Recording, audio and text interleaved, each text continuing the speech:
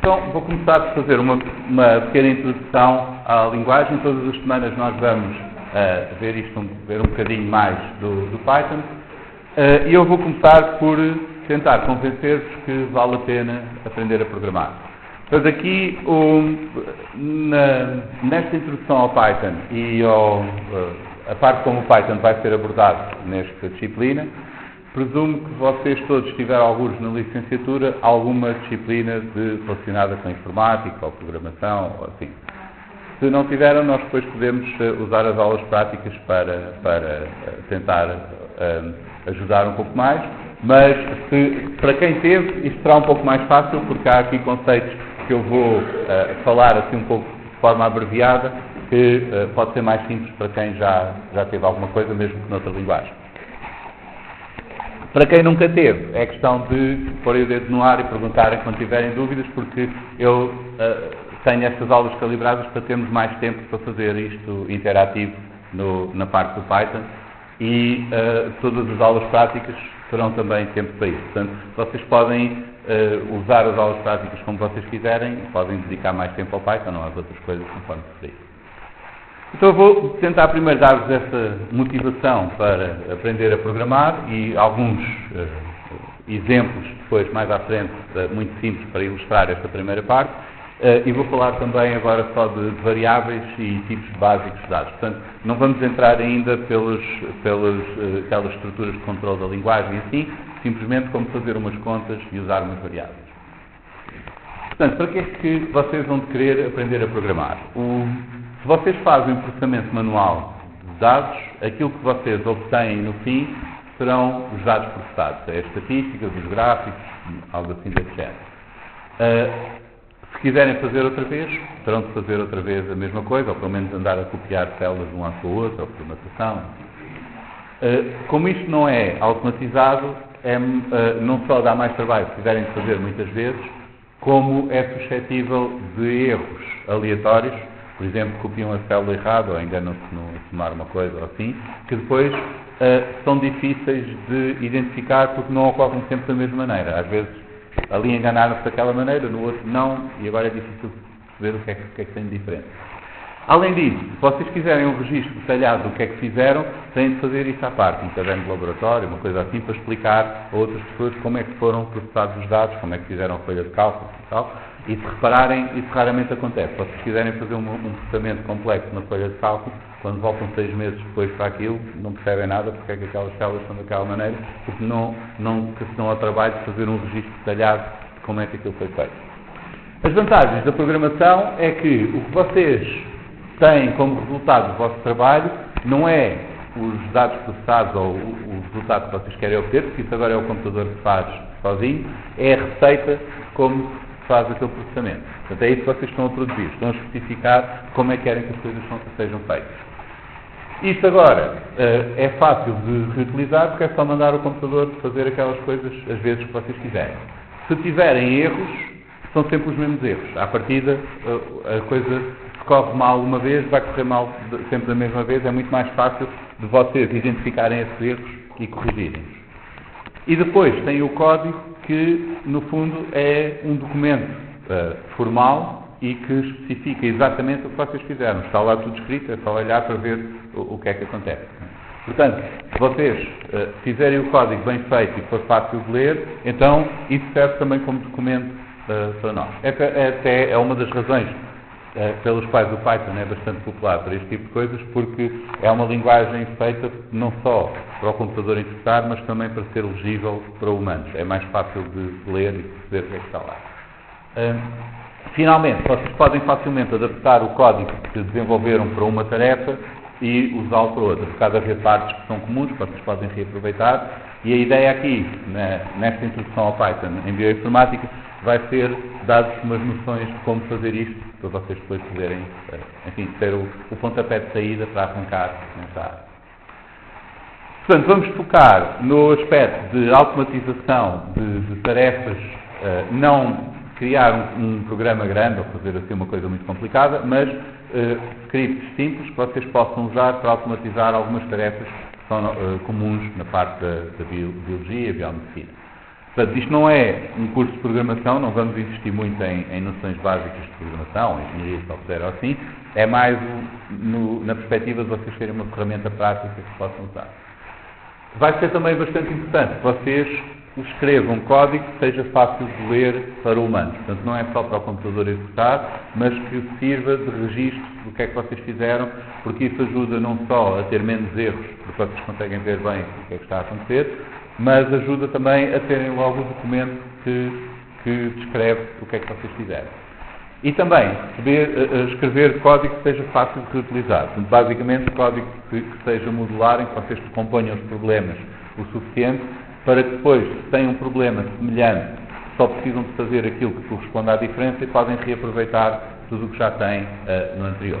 Isto é bastante importante a longo prazo, porque, apesar do investimento inicial ser significativo, se vocês começam a construir o vosso próprio código e ter as vossas coisas à vossa maneira, cada vez torna-se mais fácil de adaptar a novos problemas e de usar programação para resolver novos problemas.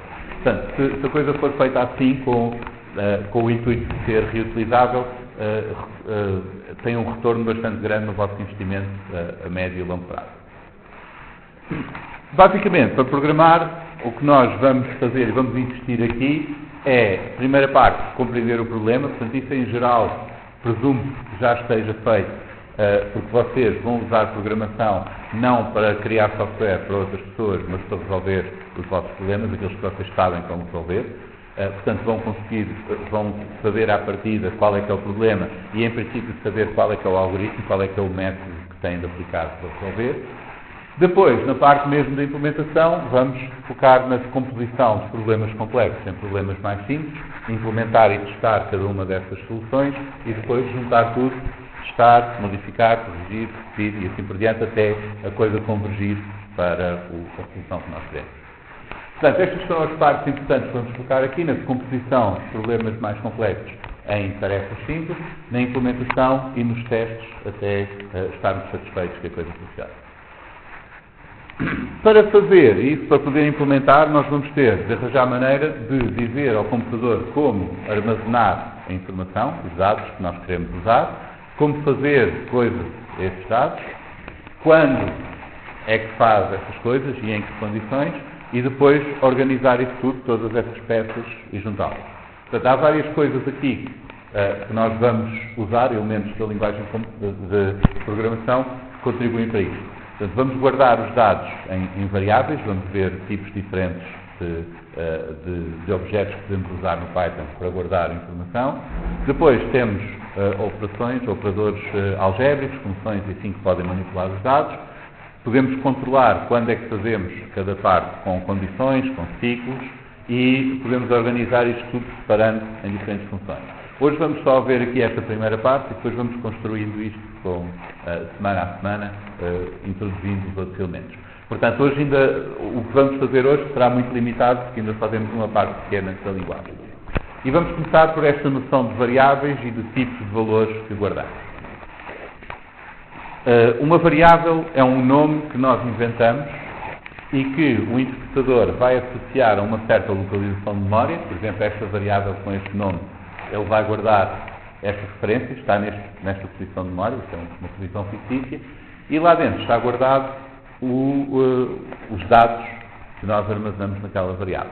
Portanto, isto aqui no computador é tudo sempre sequências de zeros e uns. Portanto, não há, do ponto de vista microscópico ali, não existe diferença entre uma imagem ou um ficheiro de texto ou um número comprido, qualquer coisa assim, tanto faz, são tudo sequências de zeros e uns. A única diferença que há é depois no que é que vamos fazer com essa sequência de zeros e uns. Portanto, se vocês interpretarem uma sequência de zeros e uns como mapeando para certos caracteres, têm um ficheiro de texto. Se interpretarem essa sequência de zeros e uns como sendo um mapa de cores no monitor, é apresentada como uma imagem. E assim por diante. Portanto, vai ser preciso também especificar qual é o tipo de dados que nós estamos a guardar ali, para o interpretador saber o que é que vai fazer com eles. Por isso, basicamente, o que nós temos na variável é, o interpretador vai guardar os dados associados à variável numa localização de memória, vai-se lembrar a que localização de memória que aquele nome da variável refere e lembrar-se também que tipo de dados é que nós guardamos lá. Esta parte toda nós não precisamos nos preocupar, o interpretador trata disso. Para nós, o que acontece é que o nome que nós criamos funciona como uma gaveta onde guardamos um valor e onde o podemos ir buscar a seguir. Então vamos ver vários tipos de variáveis que nós podemos, vários tipos de valores que podemos guardar na variável e como podemos criar essa variável. Portanto, a variável é o nome que nós vamos usar para um endereço qualquer em memória onde está guardado um valor. O endereço de memória e o formato em que está guardado o valor, não temos que nos preocupar com isso, porque o interpretador trata desses problemas.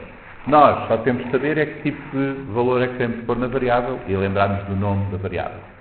Portanto, para criar uma variável, nós vamos dar o nome da variável e usar este operador, o igual, que é o operador de atribuição, para atribuir um valor à variável. E esses valores podem ser de tipos diferentes. O none, com letra maiúscula, é um valor especial no Python, que é nada. Portanto, nós podemos criar uma variável e dizer que está vazia. Só temos o nome, mas ainda não temos nada lá dentro. Há valores numéricos, por exemplo, inteiros ou fracionários. Texto, está um conjunto ordenado de caracteres que nós podemos especificar. Depois temos conjuntos de elementos arbitrários, que podem ser listas ou tuplos. A lista é um conjunto ordenado que nós podemos manipular, podemos acrescentar elementos, tirar elementos e assim. O tuplo é um conjunto ordenado que não muda, que fica constante, fixo, não o podemos alterar. E depois temos também um dicionário, que é um conjunto de pares, chave, valor, mais ou menos como uma lista telefónica. As chaves não podem mudar, portanto podem ser números, strings ou tuplos. Os valores podem ser o que nós quisermos e as chaves não podem estar repetidas. Portanto, tem, por exemplo, o nome de cada pessoa e o seu número de telefone. Os nomes são aquelas strings que não mudam e não podem ter repetições. O número de telefone, depois, é o que nós quisermos pôr lá. Vamos ver aqui um exemplo de como nós podemos fazer isto. Primeiro, as variáveis podem ter letras ou underscore ou números, mas não podem começar por números. Se começar por número, o interpretador baralha-se porque pensa que é um número e depois começa a encontrar letras. Portanto, vocês podem usar nomes, tipicamente nós vamos usar nomes descritivos do que é que está lá guardado, e se for algo que tem duas palavras, por exemplo, minimum wage, por convenção separa-se com o underscore para ser mais fácil de ler. Não podem separar com espaço, porque o espaço depois o interpretador interpreta como querendo dizer que o que vem a seguir é uma coisa diferente. Portanto, tem de ser com o underscore para mostrar que é só um nome. E a criação da variável e a atribuição de valores a variáveis é sempre esta. Tem o nome da variável, um igual e o valor que nós queremos pôr lá. A forma, o tipo de objeto que vai ser criado em memória pelo interpretador para guardar esse valor será dependente do valor que nós vamos dar. Portanto, existem certas regras de sintaxe para nós podermos indicar coisas diferentes. Este é o caso especial, o none, é quando não tem valor. Se nós precisarmos ter o nome da variável, mas que ainda não sabemos o que é que vamos pôr lá, podemos usar o none.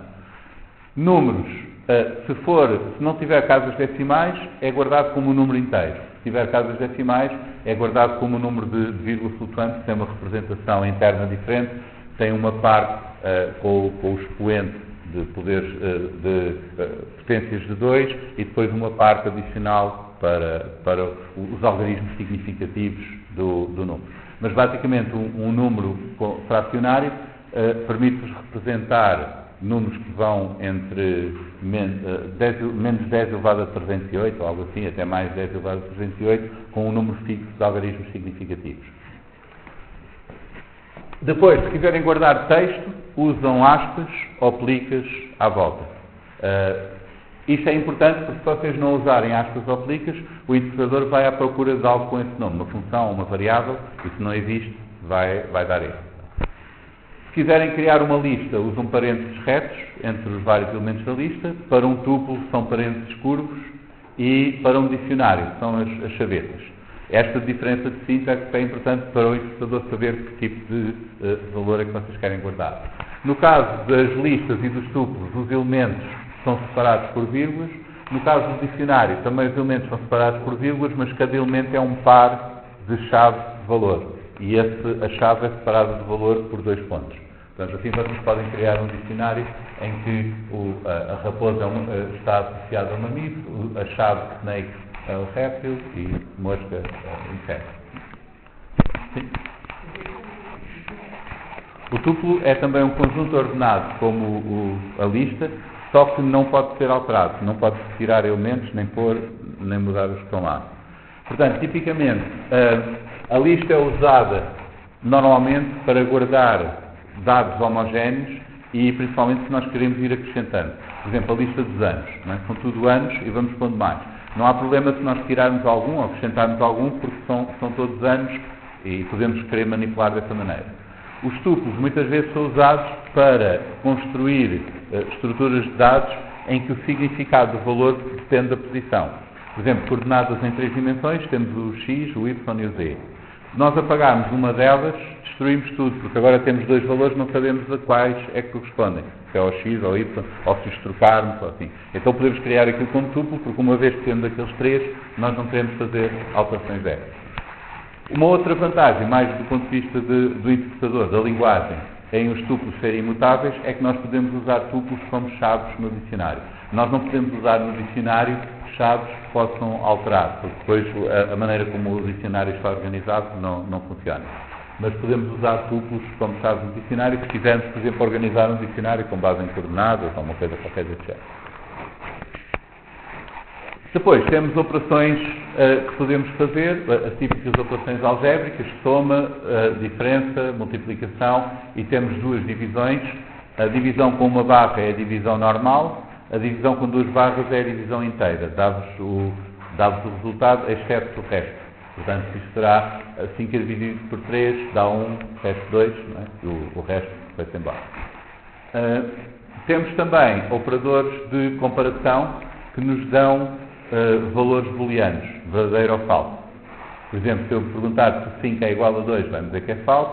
Se 6 é igual a 3 mais 3, vai dizer que é true. Notem que esta comparação do igual são 2 sinais de igual. Porque um sinal de igual não é uma comparação, é uma atribuição. É para guardar o valor na variável e não podemos usar naquele contexto.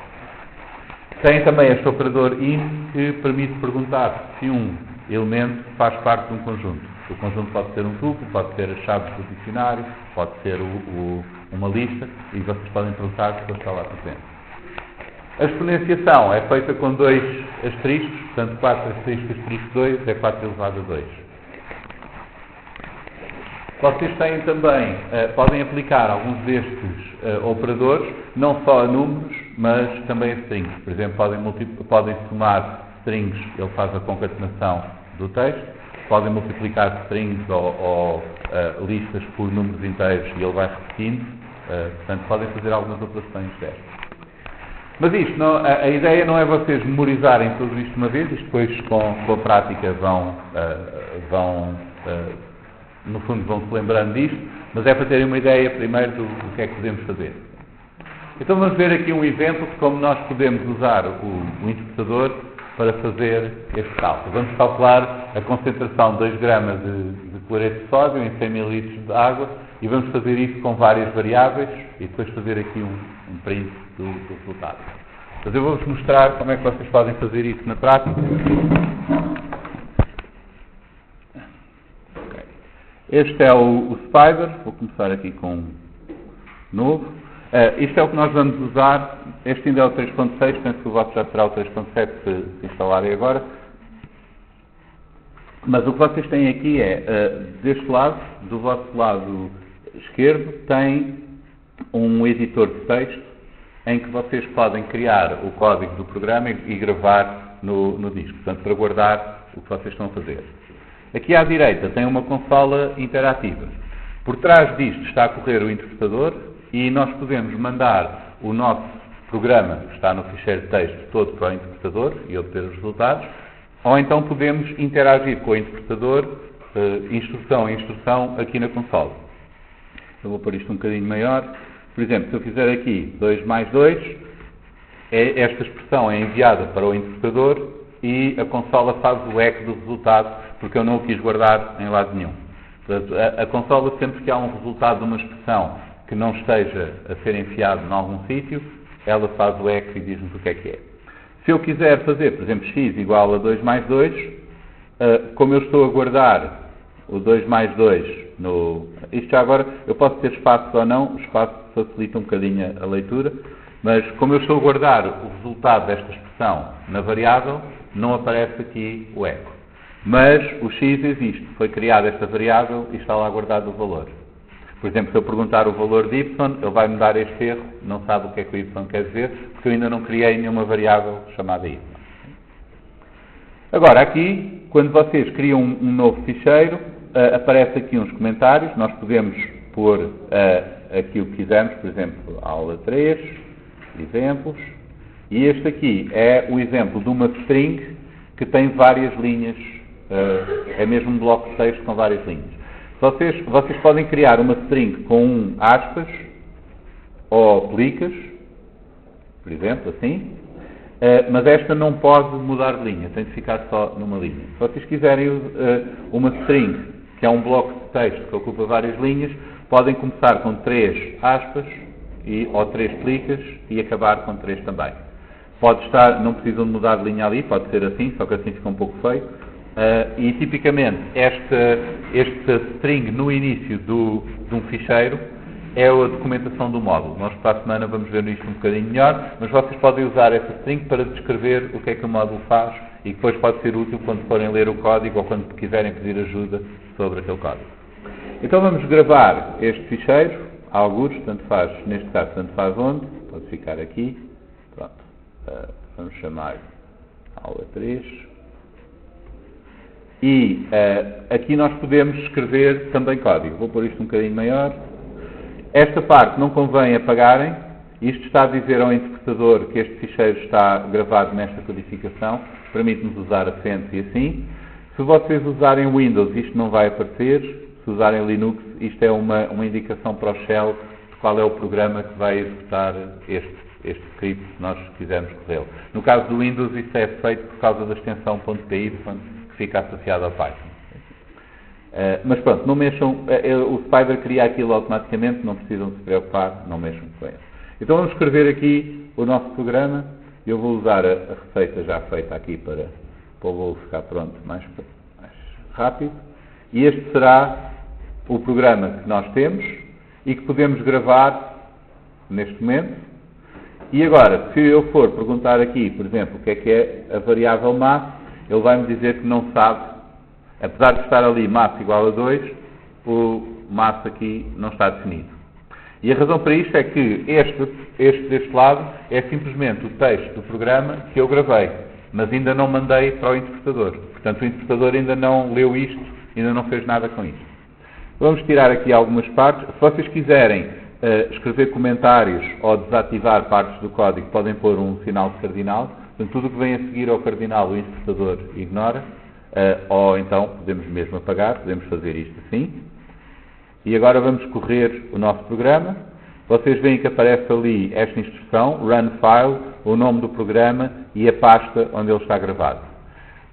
Da primeira vez que vocês correrem alguma coisa, não é isto, há aqui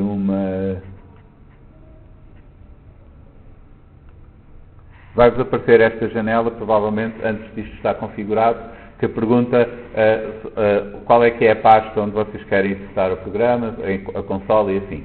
Vocês podem simplesmente deixar o default, que é o mais prático, fazem OK e pronto. Portanto, a partir daí ele vai correr com... Deixa eu fechar aqui o profiler.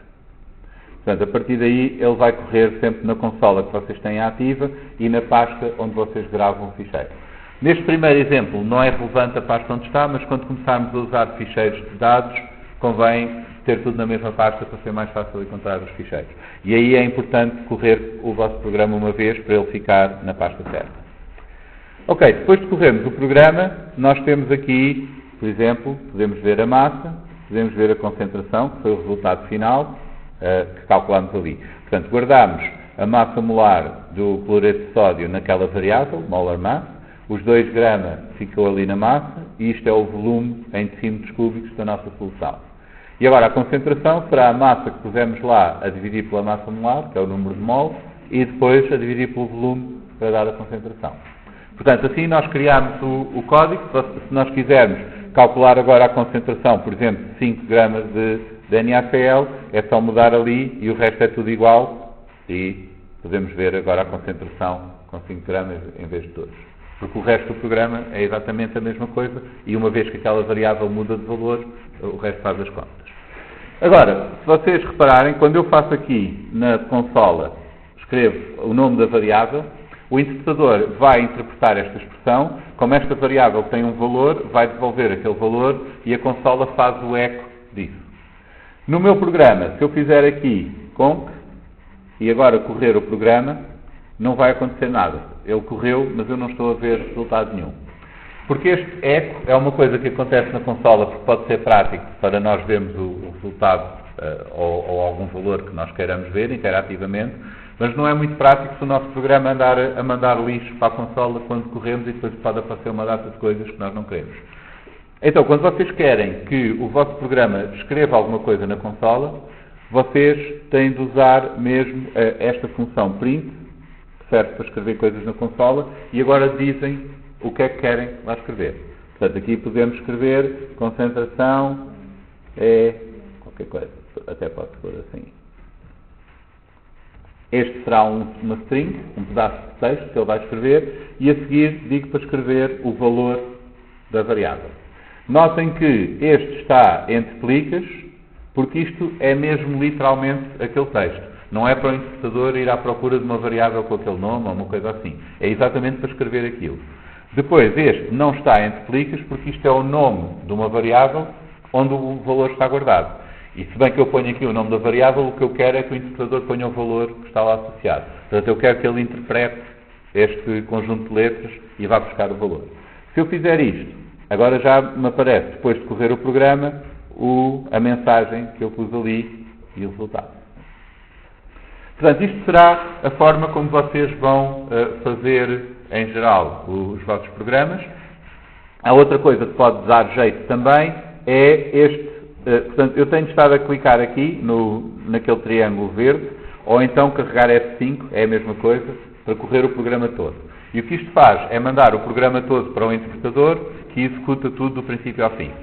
Se vocês quiserem executar só uma parte do que está aqui, por exemplo, para testar alguma coisa, ou porque estão a fazer vários exercícios, vocês podem usar o F9, ou o Run Selection, que se tiverem uma linha selecionada, cada vez que carregam ali, ele vai copiando para a consola, executando na consola e mudando de linha. Portanto, podem fazer isto se vocês quiserem correr linha a linha o vosso código.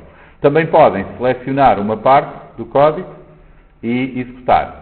Por exemplo, eu tenho estas variáveis todas definidas, eu posso chegar aqui, dizer que a massa é 10 e agora executar apenas esta parte.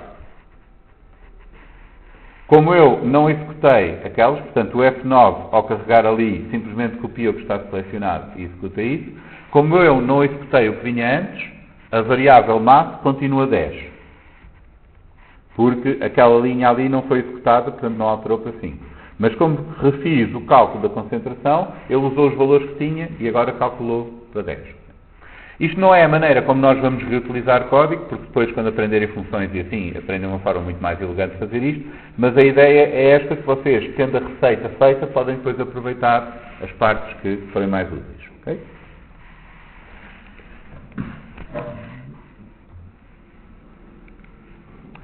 Então vamos ver em um pouco mais de detalhe como é que o Python guarda esta informação. Eu mencionei os objetos, mas ainda não disse o que é. Um objeto é algo que tem não só os dados que estão associados, mas também funções ou métodos, as funções que fazem parte do objeto nós chamamos de métodos, que permitem operar sobre esses dados. Portanto, basicamente um objeto é um mini programa que serve de peças para construir outros programas. E em Python tudo aquilo com que nós lidamos, todas as constantes e todas as variáveis, são objetos. Por exemplo, se eu guardar aqui na variável name esta string, eu posso usar um método dos objetos do tipo string, que é este index, que é uma função que faz parte do objeto e que me dá o índice de um elemento da string, de um caractere da string. Então aqui eu posso pedir o índice do W, vocês podem ver que o W está na quarta posição naquela string, e os índices em Python começam no 0. Portanto, o L será 0, o U será 1, o D 2, o W 3. Portanto, o W tem índice 3 naquela string. E aqui, uma vez que eu tenho a string guardada naquele objeto, eu posso usar estes métodos, como por exemplo este para devolver a string em maiúsculas, este para partir onde encontra o W e dá-me uma lista separando tudo aquilo que está à volta do W e apagando o W. Este o split pode ser útil se vocês tiverem, por exemplo, elementos separados por vírgulas ou ponto e vírgula, ou algo assim, e quiserem parti-los logo numa lista. E há muitos outros métodos para strings e para todos estes objetos, mas a ideia aqui, à partida, para receber hoje, é que todos estes, conforme o tipo de dados que nós guardamos, o objeto que é criado tem funcionalidades diferentes e nós podemos usá-los para nos ajudar no nosso programa. Então vamos ver aqui um exemplo. Nós temos esta enzima de restrição, esta BFP 1407L do tipo 2, que corta o DNA onde encontra esta sequência, TGT-ACA, e parte entre o primeiro T e o G. Portanto, corta ali. E agora, o que nós temos de saber é como é que a enzima vai partir uma sequência de ADN. Já agora, este aqui, eu pus aquele mais com uma barra e depois continuei uma string deste lado. Isto não é necessário, mas é só para o texto não sair aqui do slide.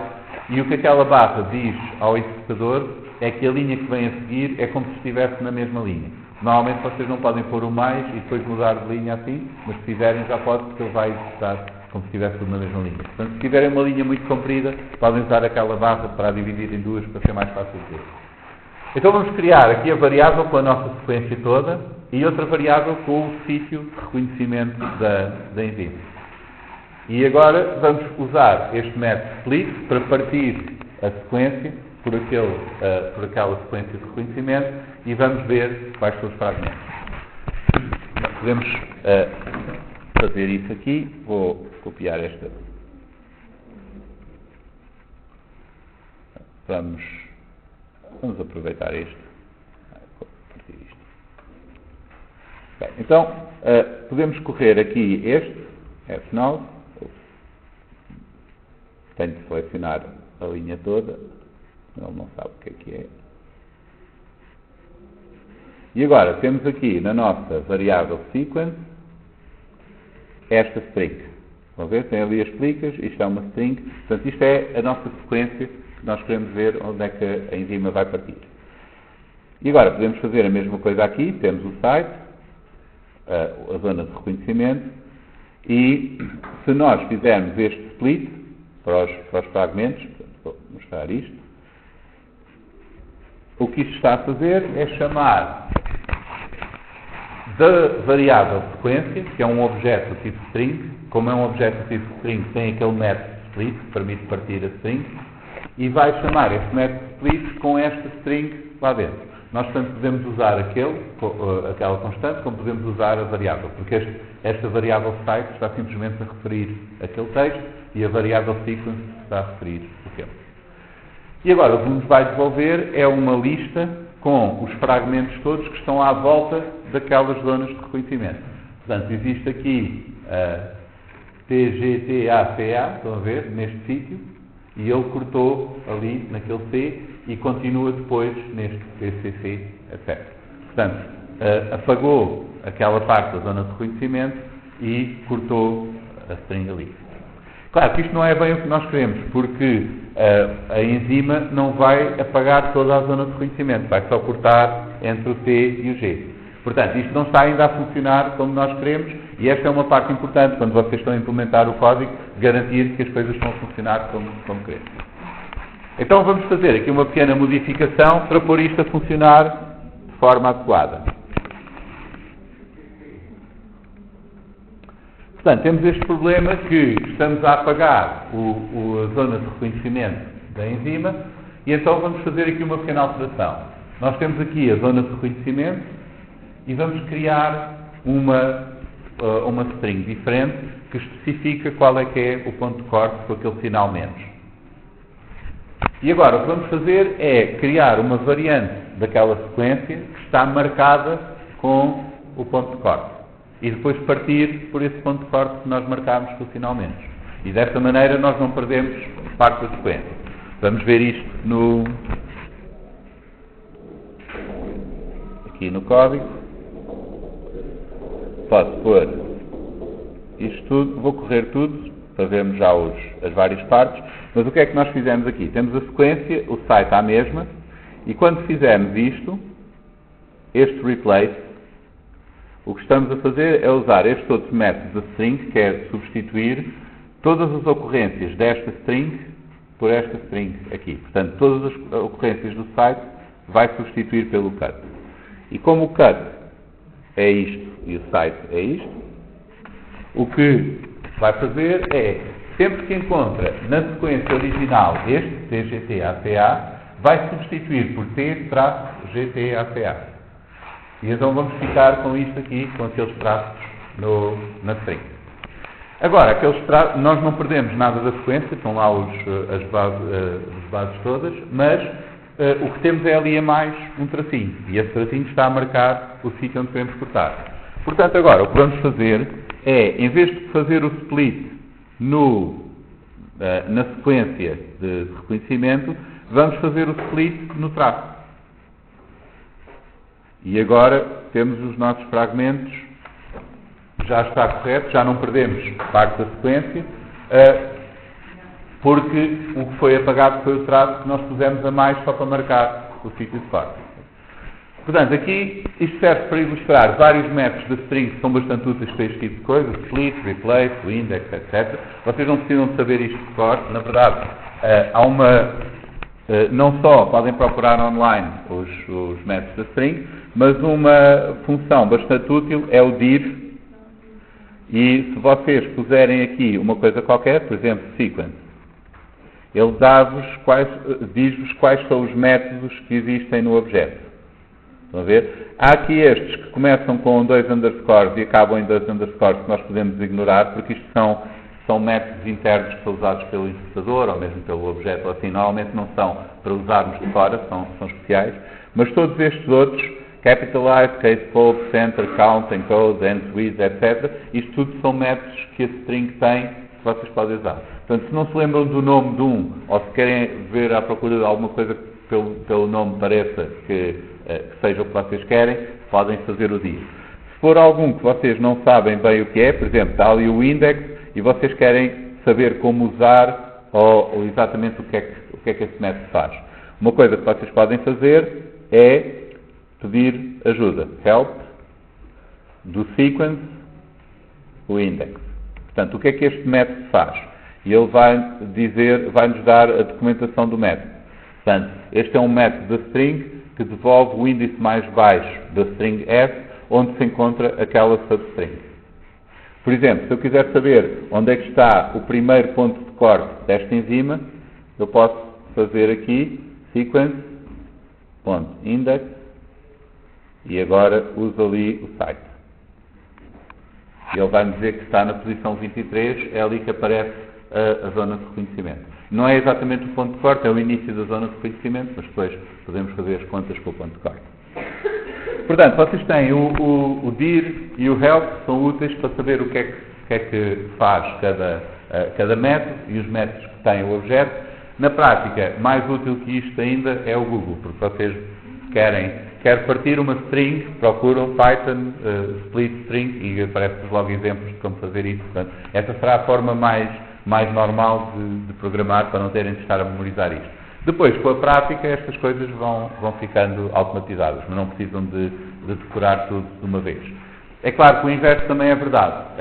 Como isto só vai sedimentando com a prática, se vocês deixarem para estudar isto na véspera do teste, depois não corre bem, não é? Porque é muito difícil estarem só a olhar para isto em teoria e tentar memorizar tudo. Mas se vocês forem fazendo exercícios regularmente, depois isto torna-se bastante fácil.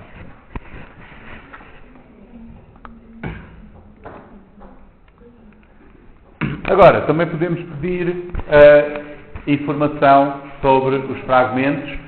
Esta função len dá-nos o comprimento ou o número de elementos de um conjunto. Como as strings são conjuntos ordenados, nós podemos não só pedir o comprimento da variável fragment, se nós fizermos isso, podemos contar quantos fragmentos são, porque diz-nos quantos elementos é que há naquela lista, neste caso são 3, ou então podemos ir àquela lista, a cada elemento da lista e pedir o seu comprimento. Para indexar elementos de um conjunto ordenado, é sempre aquela sintaxe, parênteses retos e o índice que nós queremos.